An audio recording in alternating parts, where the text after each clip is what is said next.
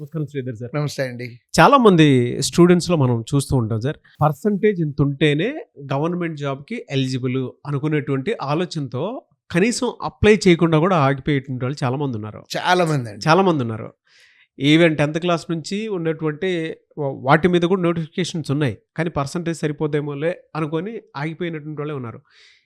Even reservation కేటగిరీలో కూడా ఆ క్యాలిక్యులేషన్ పెట్టుకుని ఆగిపోయినటువంటి స్టూడెంట్సే ఉన్నారు. అసలు ఇది ఏ బేస్లో ఉంటుంది, ఎలా ఉంటుంది? పర్సంటేజ్ అనేది మ్యాండేటరీయా? రైట్ అండి. యాక్చువల్గా ఇది చాలా ఎక్కువ మంది పిల్లలండి. అంటే మా బోటోళ్ళ దగ్గరికి వస్తే డెఫినెట్గా సలహా చెప్తాము. అసలు అప్రోచ్ కూడా అవ్వకుండా నాకు తక్కువ పర్సంటేజ్ ఉంది, నేను పనికిరాను అనుకుంటున్నారు. కానీ ఒక్కటండి, most of the government jobs అసలు ఎక్కడ పర్సంటేజ్ అడగరండి. అంటే పబ్లిక్ సెక్టార్ ఉద్యోగాలు అంటే బ్యాంకులు, ఇన్సూరెన్స్ కంపెనీలు 10th percentage, intermediate percentage, degree percentage ఏమీ ఉండదండి.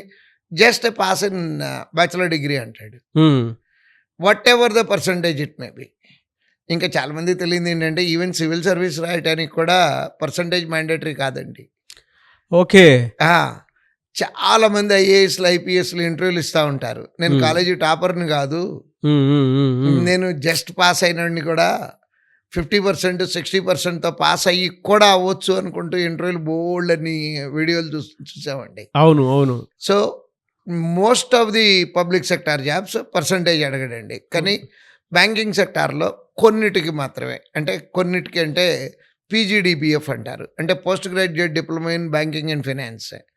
అంటే మామూలుగా అయితే మనం ఎగ్జామ్ రాస్తే డైరెక్ట్ పిఓగా రిక్రూట్మెంట్ జరుగుతుంది. కానీ ఒక 7, 8, 9 ఇయర్స్ నుంచి స్టార్ట్ అయిన ట్రెండ్ ఏంటంటే పీజీడీబీఎఫ్ అంటారండి.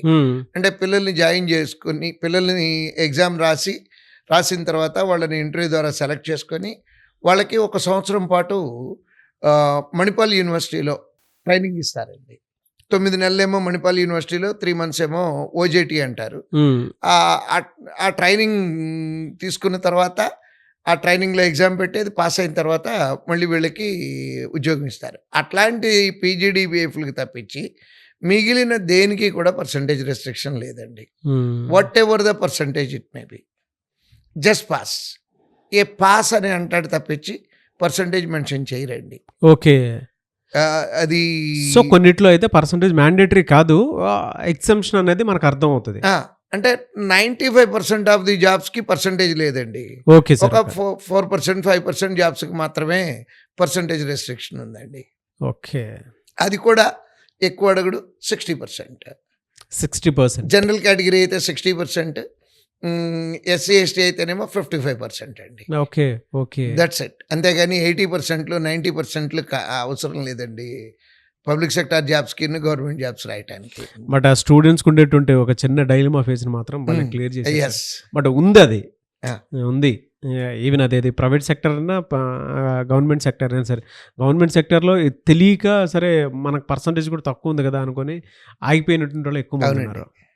ముందు నుంచే ఉన్నారు సార్, అంటే ఒక తరమే ఉంది దానికి సంబంధించి. But anyway sir, thank you so much అండి.